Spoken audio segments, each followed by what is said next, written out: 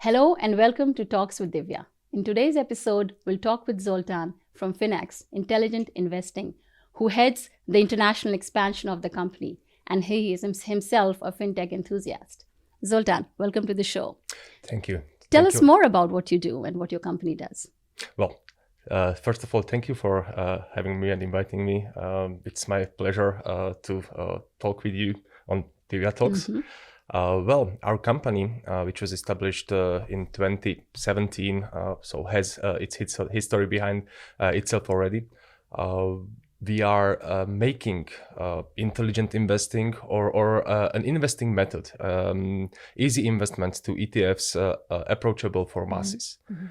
I think we will get to the details. What this shortcut means and get to explain a little bit how we do that. But basically, what our mission and goal is to make an easy and cheap way of investing approachable and accessible for each and every ordinary woman, ordinary man within Central East Europe, I would say. Right. So let me tell you where I'm coming from and why I'm so excited and interested in having this conversation with you. You know, like Warren Buffett once said, if your money doesn't work while you sleep, you will work until you die. And that hit me hard because being a salaried employee, being a parent, and not really understanding how the stock market and how the financial products work and services work, I got a bit curious. I got a bit anxious on how to make sure that while I'm working, I'm also able to save and grow my money enough for my retirement, for my children's education fund, etc. And I think with recent, situations with a lot of uncertainties in the world in general and the market, my curiosity has reached an all-time high. And I believe that's the time when we met accidentally at a hair salon probably. And the moment I came to learn that you work in a fintech, in a wealth management company, I was like, I have to have this conversation with you. So, and I think the anxiety and the uncertainty comes from the fact that people like us who are, like I said, not really an expert in the market, we tend to get lost with a lot of myths about investment, and the services we're not aware. So let's begin from there, Zoltan. Help me unbunk the myths of investing and how is it? Well, that was an accidental meeting when we met. We were there with your little boy, and we started to chat. A lot of people don't even think about why it would be so important for them or their future me to get started with investing even today. You know what the demographics and what all the surrounding world around us dictates is that if you don't take care of yourself well at the time, you might regret it in the future, or your future yourself would remind it to you like, I should have done it differently. Well, and lots of, or I would say even majority of the people doesn't think on the way what you represented now, Even till nowadays, there are tools, there are instruments which enables people to invest smartly, to consider their future spendings or wealth building as per the recent stage. They don't use it.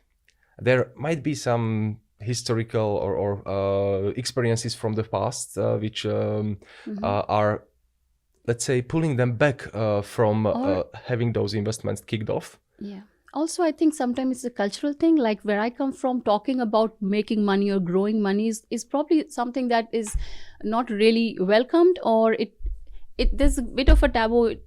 Talking more about money. Are we money minded? We are not millionaires. Just stick to your job, and as long as you are managing your career well, you'll have a certain salary. So there's a little bit of a certainty we want to have, right? So I think it's a bit of a cultural thing. It's a bit of, like you said, bad experience from the past that we tend to shy away from these investment services and opportunities. Well, and this is so obvious if we would need to make a comparison within Europe and the US. in the US, it's not a taboo, you know, like in the 60s, 70s, there was a huge boom of investing on the markets, on the stock markets. You know, everyone owned a stock. And this is what the recent numbers are showing as well, that people here in Central and Eastern Europe, even let's say from the post-communist region and era, we are not very open towards new things, towards investing. We are struggling to build up this trust, even due to some bad experiences in the past. There were plenty of Ponzi schemes, plenty of scam attempts. Unfortunately, people just get onto those trains, you know. And this is not typical only for Slovakia. This is typical for the whole region. In each and every country, when we are present, that's the V4 countries and then Croatia, we could see something in the past which impacted the people on a very, very bad day, that even they lost their money. They thought it's an investing purpose and it will make them much more advanced with their wealth building. However, the opposite was true.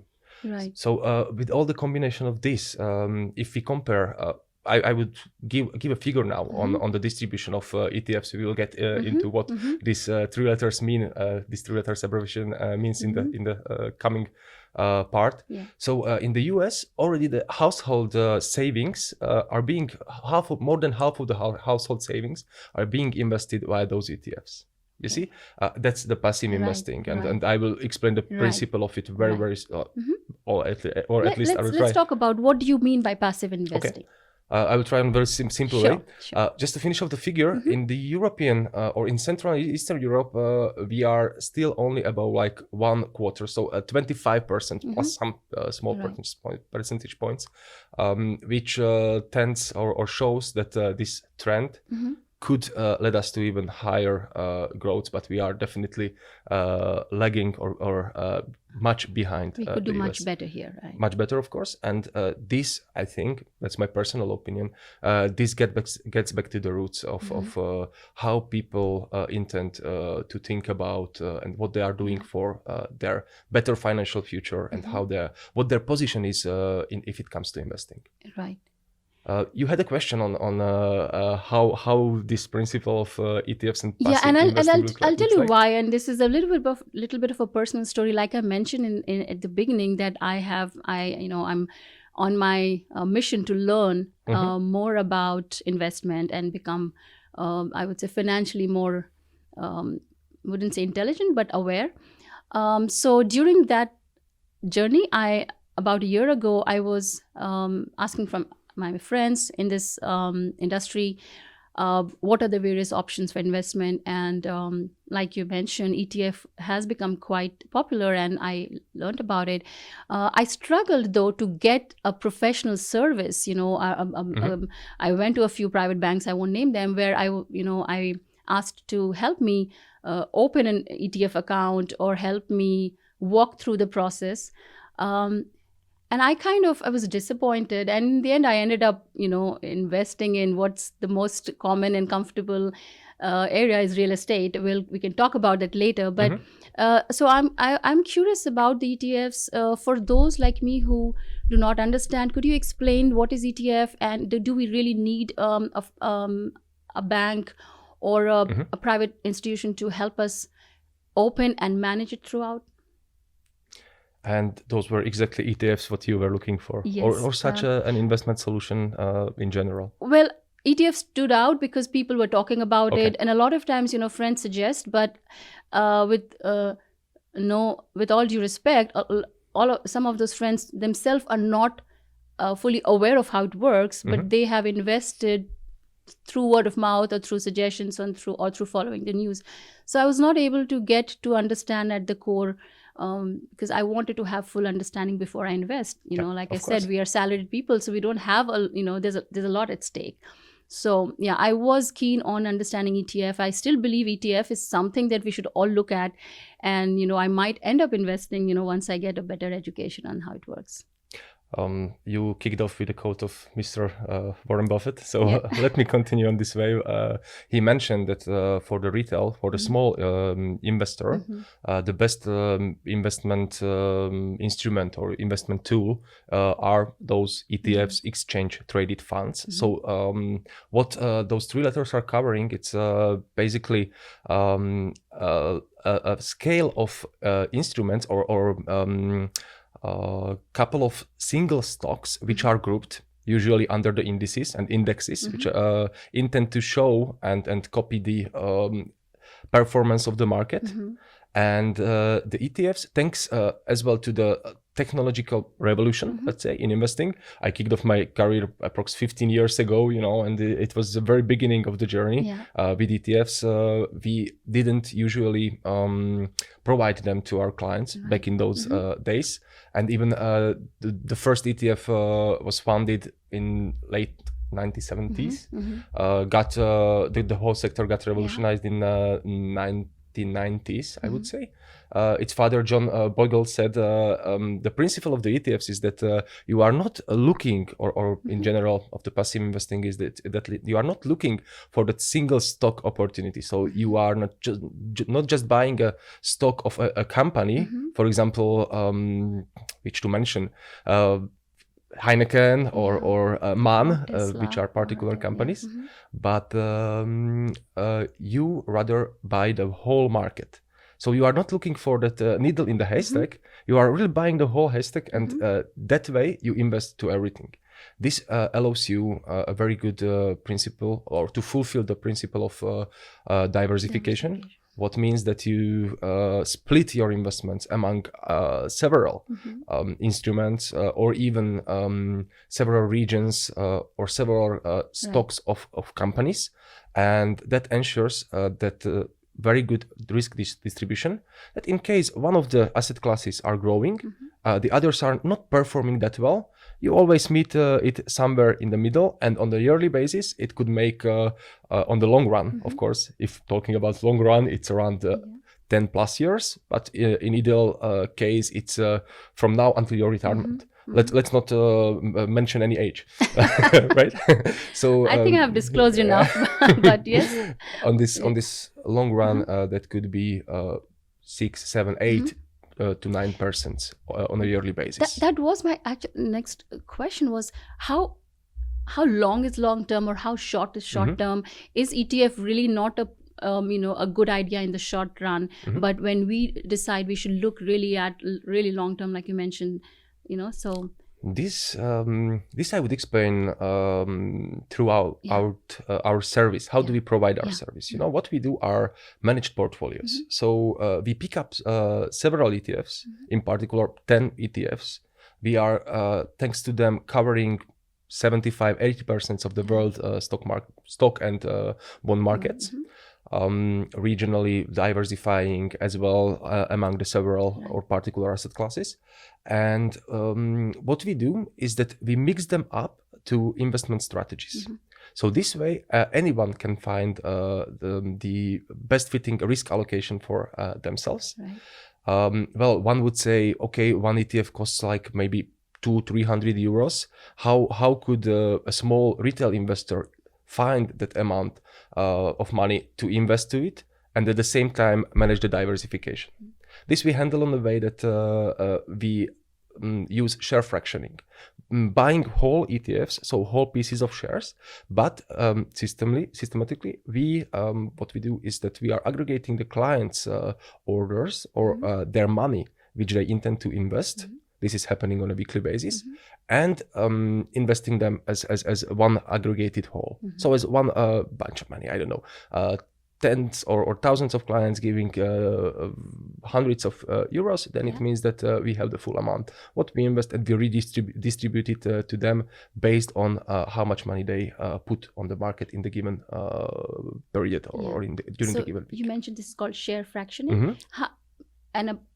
Excuse me for my lack of knowledge here, but is it similar to how mutual funds work, or is it the system underlying? Yes, it's very, very similar.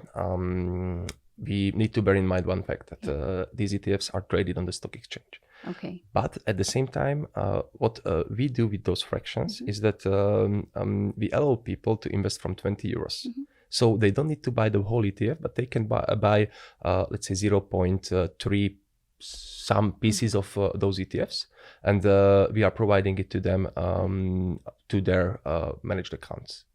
That's it. This is the very same principle how the mutual funds work. Maybe in Slovakia, as we are recording from Slovakia, even though we agreed on a common language of English, right? Yes, absolutely. Yes. In Slovakia, there is a rule on it's called 1 year's tax timestamp. Meaning if you trade or if you buy and hold any investment instrument or investment tool on the regulated market, so on the stock exchange, and hold it for longer, so you are not selling it for longer than 1 year, then after realizing the profits 1 year later on, you don't have to pay any taxes on incomes. This is something what the European Union is aiming to provide to the people, an easier way towards investing, to make investing much more attractive, because what we mentioned, the demographics are dictating that the particular governments would not be able to take care of our pensions. Right, that's true. So what you're saying is this is a rule only in Slovakia, or this is an option only in Slovakia, not rest of the European countries? I can talk for the ones we are present in, and there are little more or a little modified types of this rule in the other countries as well. This 1 year timestamp in Slovakia, in Croatia it's 2 years, in Czech Republic it's 3 years, and applies for all the investment types. You see, in Poland we are looking to provide such a product, but there is something in the pipeline. It's PEP. Right. This is another acronym of 4 letters and stands for Pan-European Pension Plans. And thanks to this umbrella product, people will be able to, on one hand, move their pensions when there is a fluctuation. If you would move from Slovakia to some other country in the European Union, you could easily move your pension funds with you. You would not need to wait for the particular particular government to get to you with your just to make it in a very simple way, if I'm working today with a certain company and I'm paying my through my taxes, paying towards my pension, but I decide to terminate the job with the current employer, move to another country in Europe, typically, as it would happen today, I may or may not get that pension back, the money back, depending on the timeline that I have worked here. And the circumstances that in the particular country. And I've had some situations, I've heard from my friends where they were not able to redeem back or get back the cash that they were holding for the pension, which is unfortunate. Are you saying that there would come a product, there would come a way for us to transfer our pension fund anywhere we go, even if we change the employer and the country? Yes, anywhere within the boundaries of the European Union. And why it's resonating in me, it's something new. We are working on very hard in the recent days. And you asked whether there are any products which provide tax advantages, circumstances for investing. This could be one of the next one. Right. That's interesting. So basically, if we acquire shares, either through our employer, as a gift, as just as direct investment, or ETFs, that's very important. As long as we hold it for a year, if we hold it for a year and then we sell it, that would be a capital gain. It won't be taxable as per the current Slovak law. Am I correct? Exactly. This might be expanded to other European countries, right? The mutation of this. I'm not saying exactly the same conditions, but kind of mutation of it. Right. So, like I said, thank you for explaining the ETF, how it works. So for someone who decided that this is the right thing, how easy it is, what's the next step for today? I want to invest. I want to, let's say, let's take a number here. 5,000 euros is what I want to start with. what would be the next step for me? For I'm happy you're asking again, because at the beginning I forgot to mention how easily and how transparently we are doing it. Again, I'm giving an example, as an example, our service, and you mentioned you were struggling to get such a product, either ETF or any kind of other in a casual normal bank. Well, with us, what we do is that we are providing it fully digitally, so online. You could get on our webpage. You don't need to even send some documents, because we are doing the verification of your person. So the communication tools and your identity via biometrical onboarding. So that's video biometrics. I'm sorry to interrupt. Just to clarify, this is not just for the European Union citizen or Slovak citizen or the citizens with a passport, but also for anyone who's working and has a work permit and paying taxes to the... Anyone who has connection to some of the European Union countries could get onboarded. If that's the thing what you are asking. Yes. Connection means either work permit or somebody living here, spending some time here, some relatives here. So that's all our connections.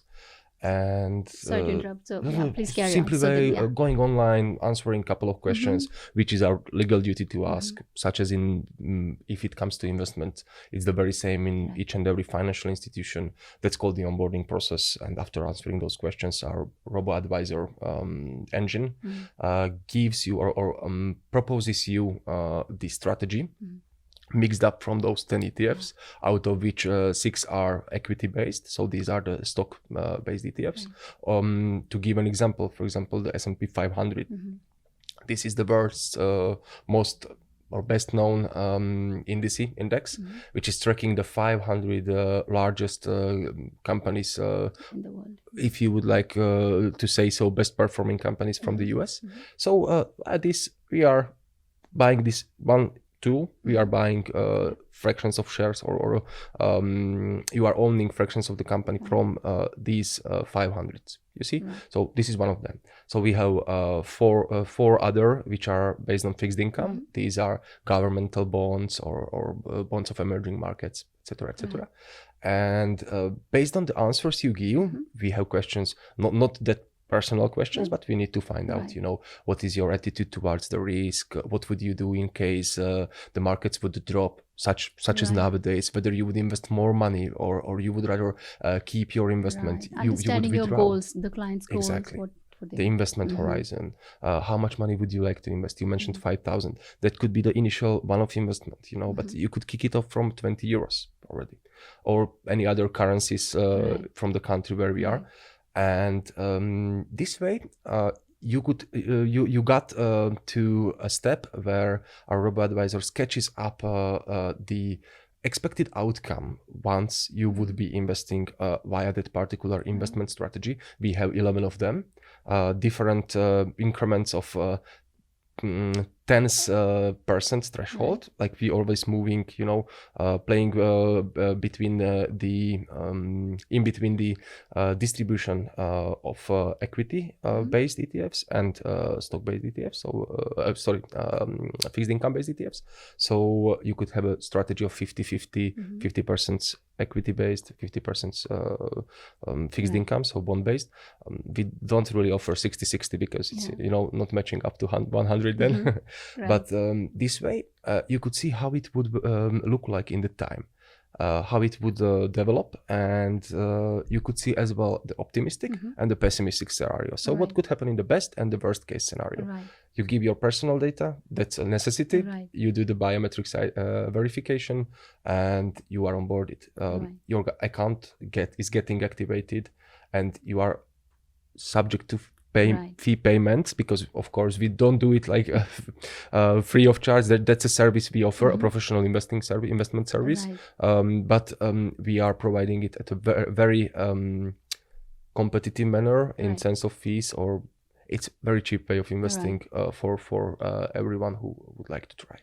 And what to emphasize more, it's maybe that you have 24/7 access to your investment. So it's online. It's completely. online. You do not need to come to any personal advisor in your office. There's it's completely digital, Yes. online. Okay, great. Just very quickly, for the sake of my audience, you Yep. mentioned the distinction between equity-based and fixed income-based. Would you like to just explain a bit for those who are probably confused and often wonder what it means? Okay. In a way that they could relate to. Yeah. Why is it so? So between the stocks and the fixed income, the bonds, there is usually a negative correlation.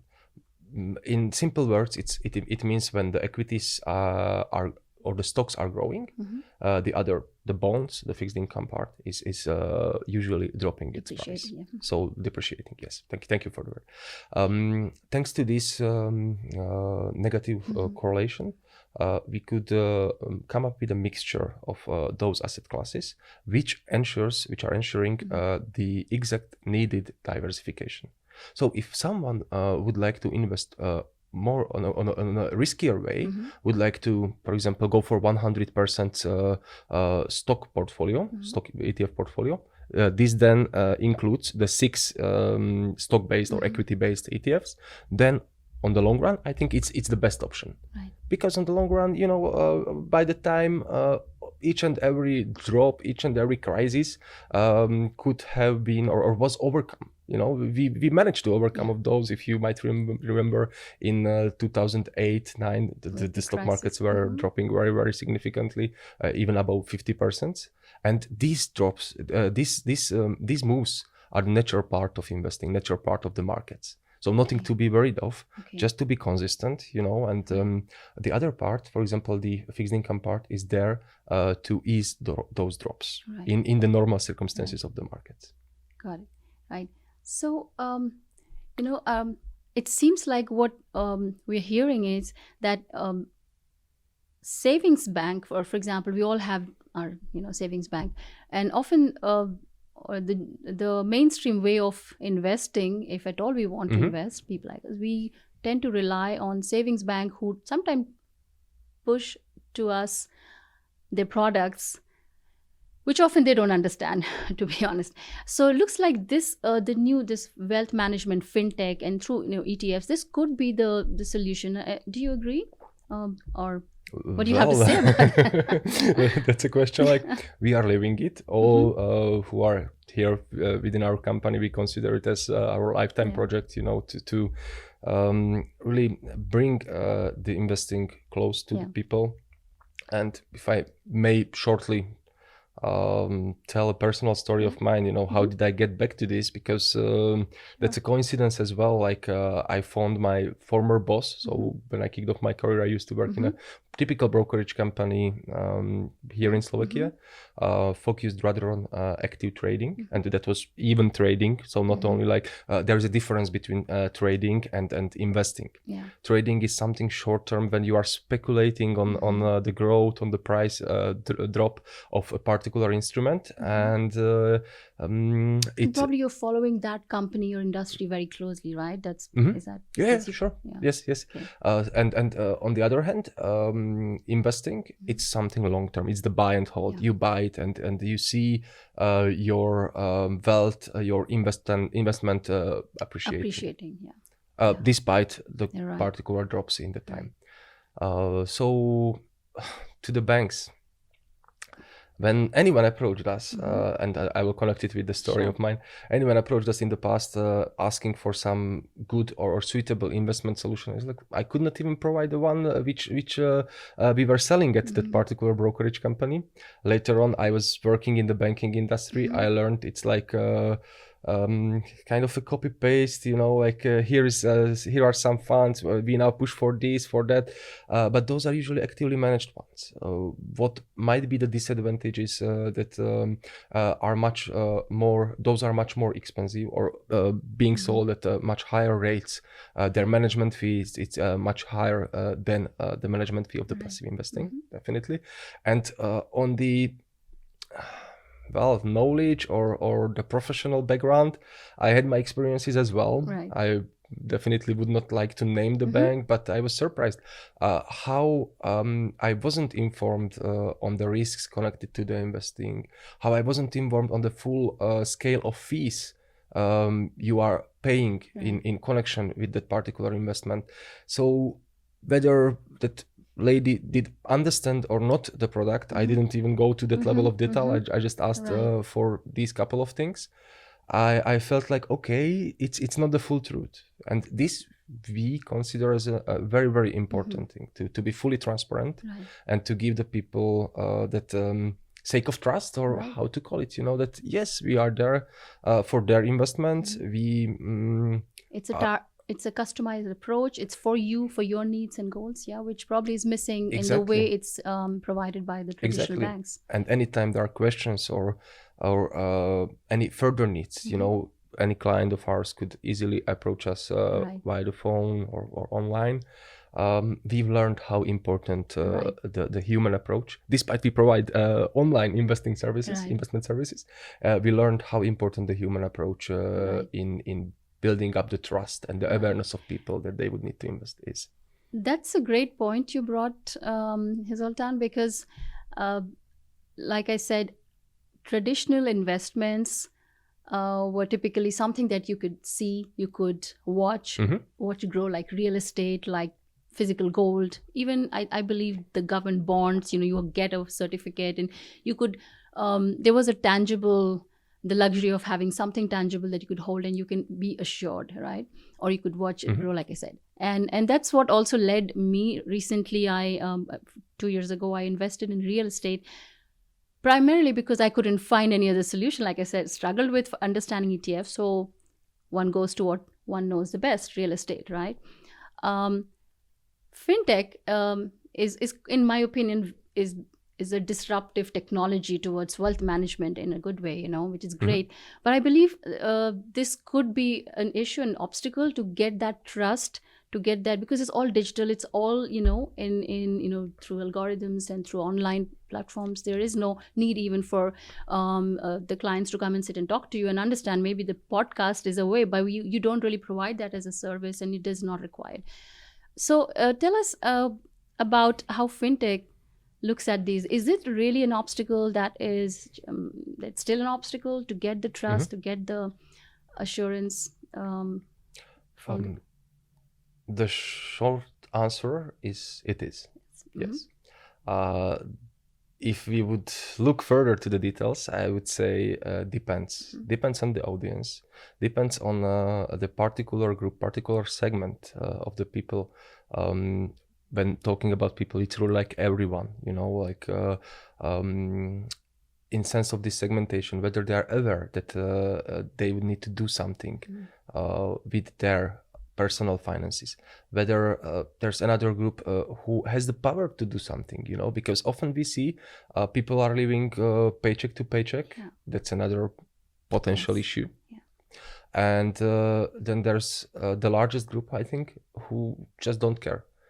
Not caring of their financial future. Why do you think that is? Is it?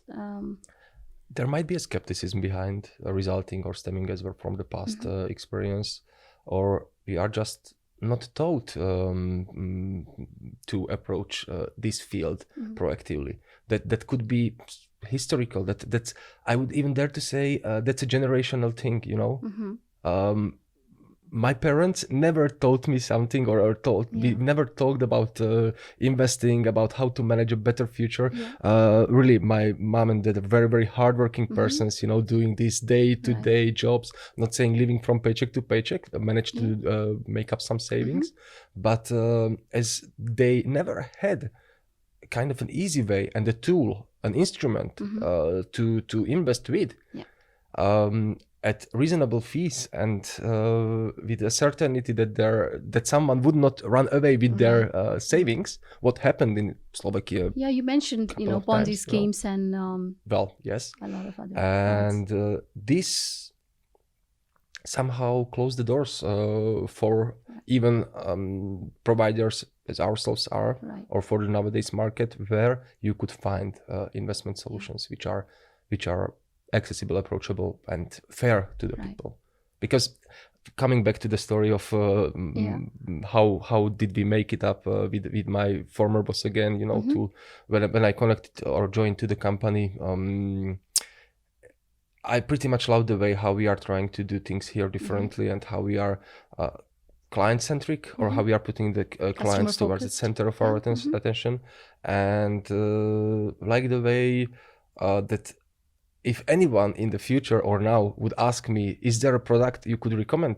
Yes, there is. And it combines the easiness, the easygoing solution. It combines the transparency as well, the tax advantages, which are often an omitted thing in the investment, but very important, because what your taxes doesn't eat up, that's your return.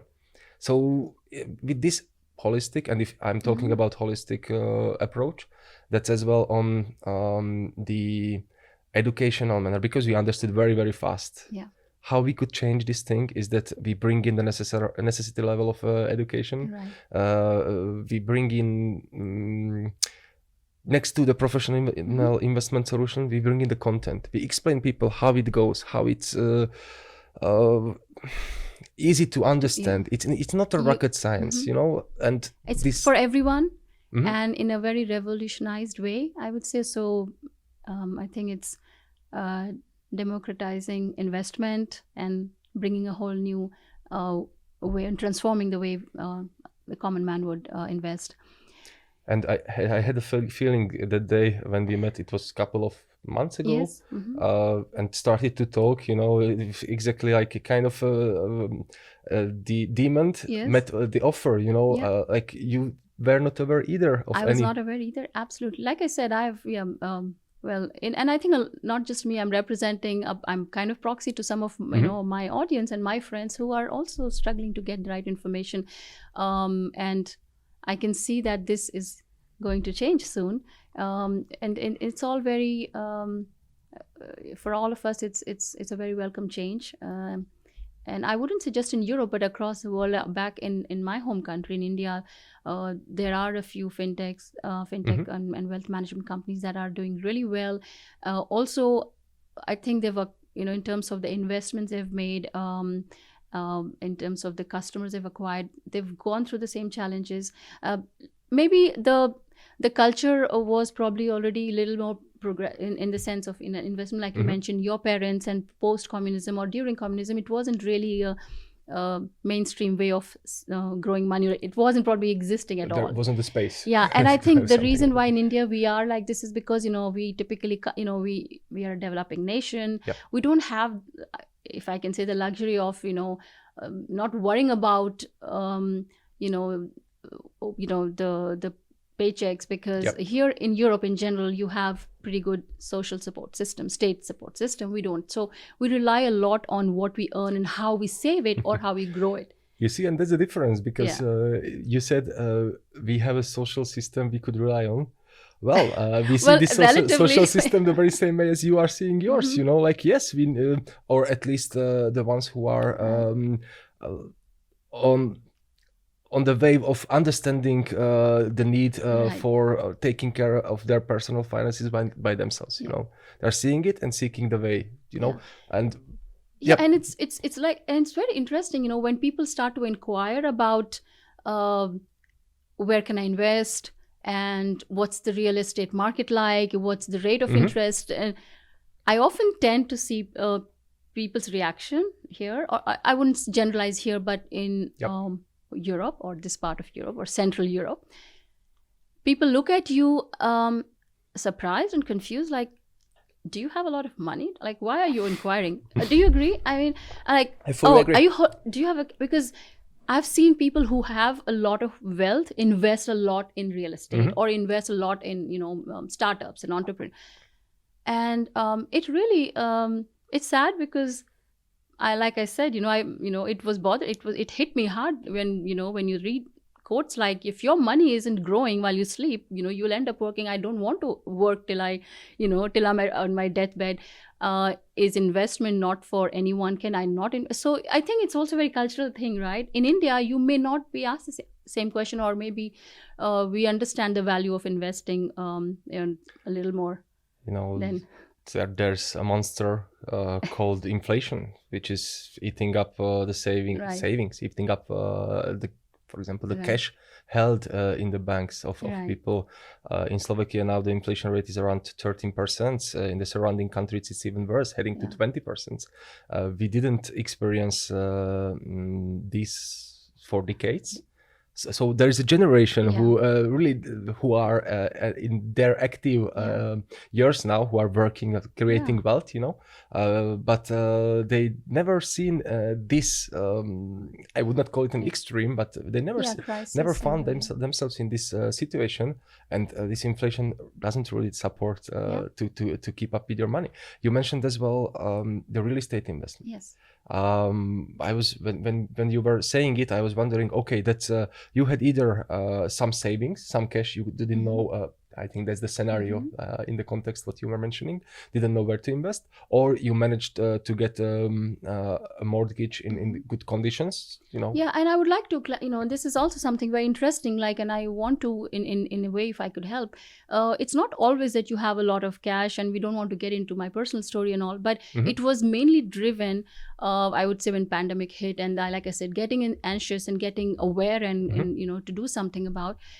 So combined with having some money at your disposal and the bank rates, the loan interest being extremely low, you could see that using that as a leverage, and a lot of people were in the need for cash and liquidating, so a lot of properties became available, so it all worked in my favor. So just wanted to clarify that. Yes, that some of the ways that one could come to investing in real estate is just that you are in a situation where it just seems favorable. I don't know if current real estate market is the same. Well, and if you look at the development of the real estate market during the last decade or let's take as an example the last decade, that was always about growth of the housing prices. And I was purchasing a property myself last year, but that was because I needed it for living. If I would have to purchase some property, I would doubt whether I would get additional mortgage. Rather not than yes. But for investment purposes, now is not the good time. I would put that's my personal opinion, but I would put it on the question, with the returns on rental incomes being up to 3% if you don't leverage it, if you don't have the advantage of that mortgage that you lend on a very low interest rates, which are, by the way, growing as well now in Slovakia. So and less significantly in Slovakia than in the other countries. In Poland, they already are around 7-8%. It's crazy how it did it. 70% to on the mortgage loan interests. Wow. It's crazy how it skyrocketed. Yes. So on the other hand, recently the stock markets, or what we've seen in the financial markets, from the beginning of the year to date, those are in a correction. We are at the bear market, what means there were drops larger than 20%. So we are S&P 500, it's around like 20 something, 24, 25% drop. There is would call it a sales, or I would definitely consider it as an opportunity to enter to the market, because before, and that's we even heard from our clients, is the time now to invest? Is the time? Isn't the markets so high? I don't know. You mentioned 2 years ago, during the corona. If anyone invested in those times, they already have pretty amazing returns. But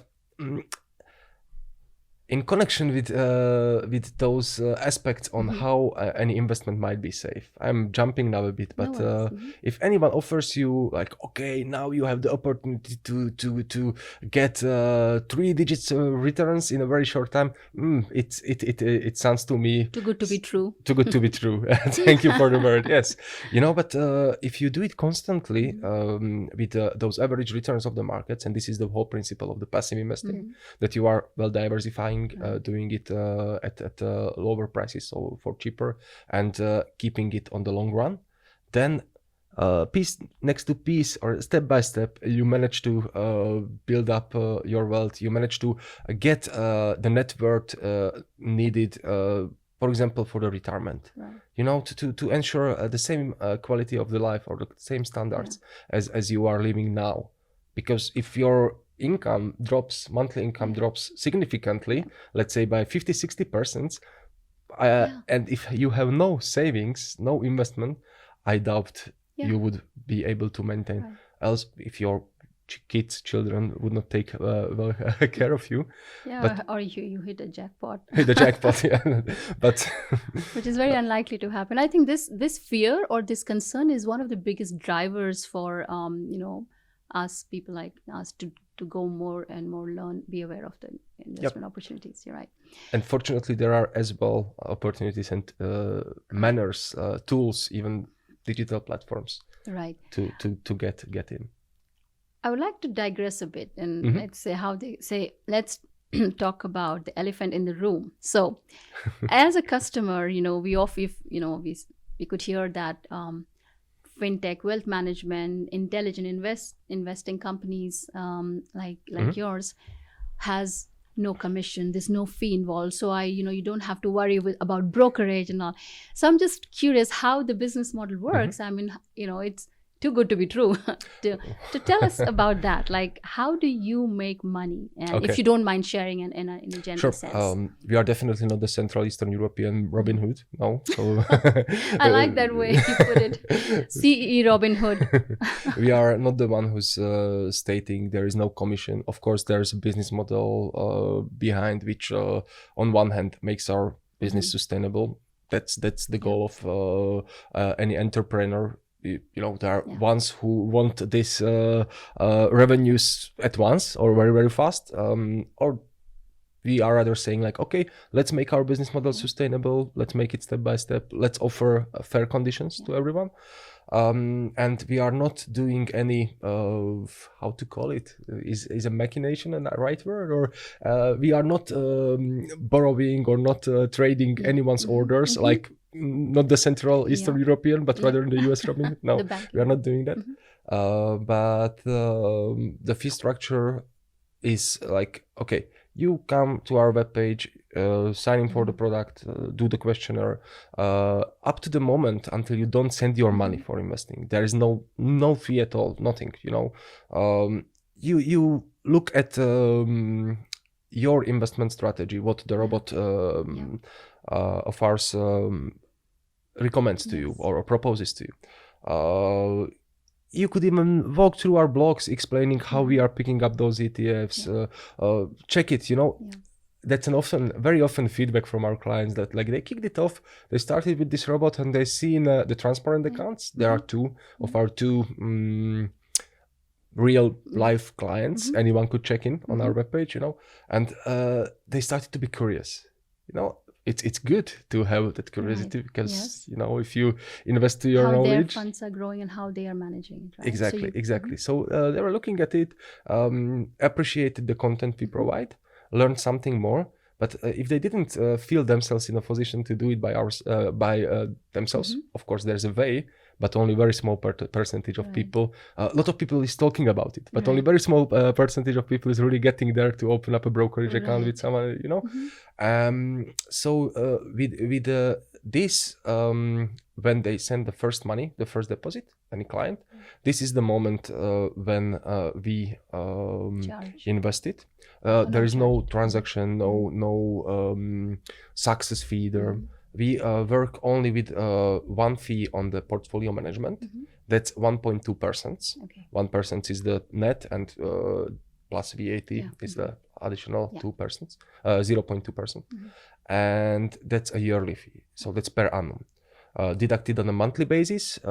If you split or if you divide 1.2 by the 12 months, it's 0.1% on a monthly basis from the amount of the money or the wealth managed within our platform. And anything on top when let's say there are gains and appreciation in the ETFs that you're linked, would you charge any fee or commission on that? Not really. In order to be fully transparent, there is no performance fees. That's what your question is heading to, I think. If the market appreciates or it grows, let's say by 10%, your 10,000 wealth which is invested with us, it's at once 11,000. We don't charge anything on top. The same is applicable for the withdrawals. We understand that people might need the money. Even though trying to emphasize anyone who once kicks off the investing. Well, do your pots, do your baskets, never put your all of the eggs in the same basket, but rather approach it on a way you need a financial reserve. This should cover, let's say, 3 to 6 months of your spendings. So this financial reserve, you asked a question whether it's possible to as well shorter term investing by ETFs. Of course, then the split of the risk is 50-50. So 50%, this is the highest level, 50% stock, 50% fixed income, so bond-based ETFs. And you could use this reserve when you need it. Then the longer term goals, even if it's dropping, just be patient. The longer period will cover those costs, those drops. Consider that long-term aspect of the investing. That's the accumulation phase, when you are getting your wealth together, you are building up wealth. Then there are, of course, some products for the accumulation phase, when you are withdrawing money. There we have an annuity withdrawal portfolio. So that's a complex service throughout the life cycle of a man. Is this the way in general most of the fintech models work? I mean, that there is the fee is mostly as paid by the client is on, not mostly, but I suppose based on what you said, is on the amount, the principal amount or the wealth that you invest in the ETFs in the portfolio. Robo advisors and asset managers. For us, this is kind of a common business model, how it is being set up. Some of them are adding extra charges on performances. With passive investments and performances, the markets are doing it themselves. If you do the right proportion of the settings. But some of the companies are doing it as well, that they are charging extra for performance. There are some, in case of asset managers, so rather than mutual funds, there are some exit fees as well, or even at the beginning of the investment. If you would have a personal advisor, you could face this fee, but that's a thing between you and your advisor. We don't even charge anything on the withdrawals, which are accessible as well online. Any client could withdraw on their verified accounts with 1 week's regularity, as we do trade or do invest on a weekly basis. What were to be mentioned, that's the fee under 1,000 euros deposits or equivalent in any other currency from the surrounding countries. This is for the payment processing. If that's such a lower amount, but we are playing with the toad to So you also have a way to deal with. So what you're saying is it doesn't really matter if the amount is low. One could still look at investing through this model, right? Yes. And based on what you said, it looks like the fact that it's zero commission and no fee is because, like you said, there is no fee on when you liquidate or exit, or when your assets gain value.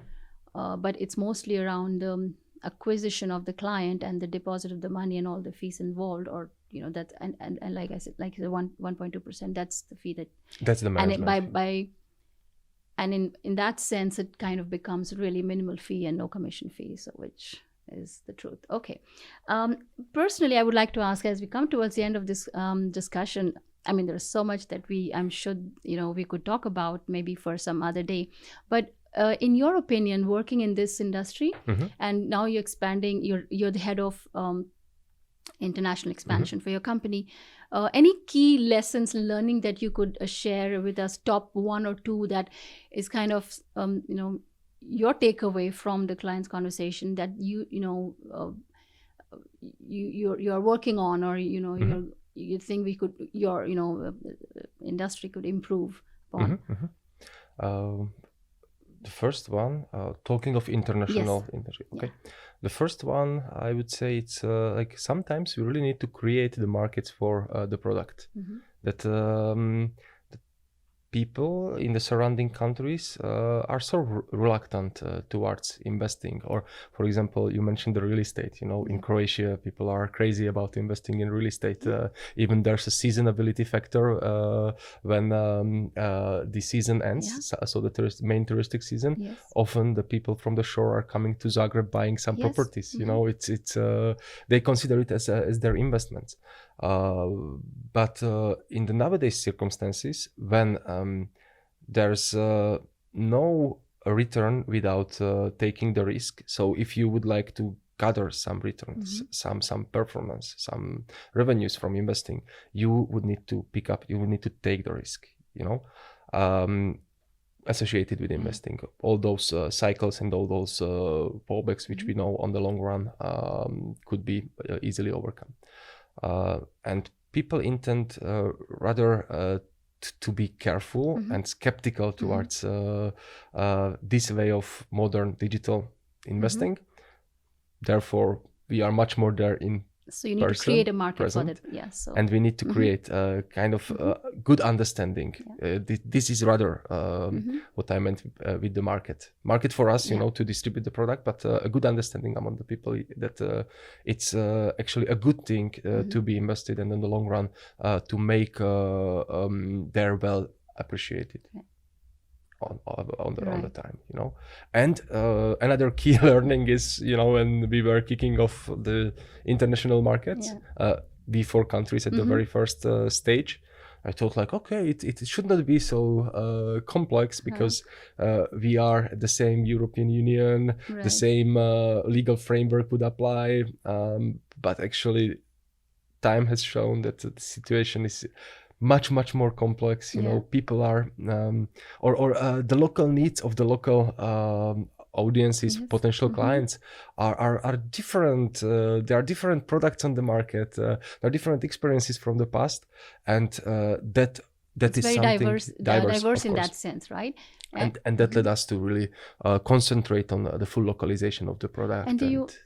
And do you also mean the local regulations and the financial regulations and the state regulations? There are also an obstacle, like it's not all umbrella, all under the same, same blanket approach that you could apply because it's in Europe, because it's in Central Europe. That's a little bit different story. Maybe a subject for another discussion. But that's obvious as well.